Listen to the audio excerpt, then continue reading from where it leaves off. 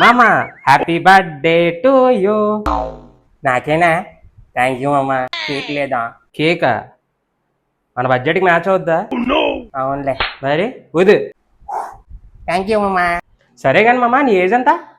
25 years మామ. 5 ఏళ్ళ క్రితం కాదు, ఇప్పుడు 30. 30. ఈ 30 ఏళ్ళలో నువ్వు సాధించింది ఏంటో చెప్పరా? 10th క్లాస్ పాస్ అయ్యాను. రెండోసారి పాస్ అయ్యో. జ్యోతిని లవ్లో పడేసా. కాలు పట్టుకు నొప్పించో. అవునులే. 30 yearsలో 30 ఏళ్ళలో ఏం సాధించో చెప్పలేకపోతున్నావు. ఫోన్ నేను చెప్పనా? చెప్పామా. నువ్వు ఇంటర్మీడియట్లో ఒక సబ్జెక్ట్ కోసం స్లిప్ పెట్టావు, కానీ ఆ రోజు ఆ ఎగ్జామ్ కాదు, వేరే ఎగ్జామ్ అని తెలిసింది. నీతో పాటు రాసిన నేను కూడా ఫెయిల్ అయ్యాను చూసి. ఇంకా చెప్పాలంటే మామ, శ్రీజకి ఇద్దామని చెప్పి ఒక లవ్ లెటర్ రాసావు.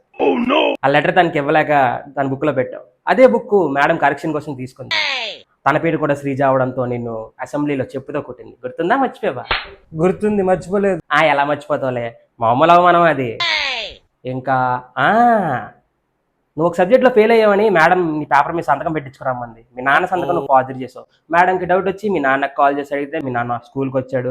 అందరి ముందులో నేను పరిగెట్టించి కొట్టాడు. అవును, గుర్తుంది. ఇవి మామ నువ్వు సాధించింది. 30 ఏళ్ళే సాధించింది ఏదో చెప్పలేకపోతున్నావు. నీకు కూడా బర్త్డే కేక్ కావాలి. ఎక్స్పెక్ట్ చేస్తున్నావు చూడు, అది నీ దౌర్భాగ్యం.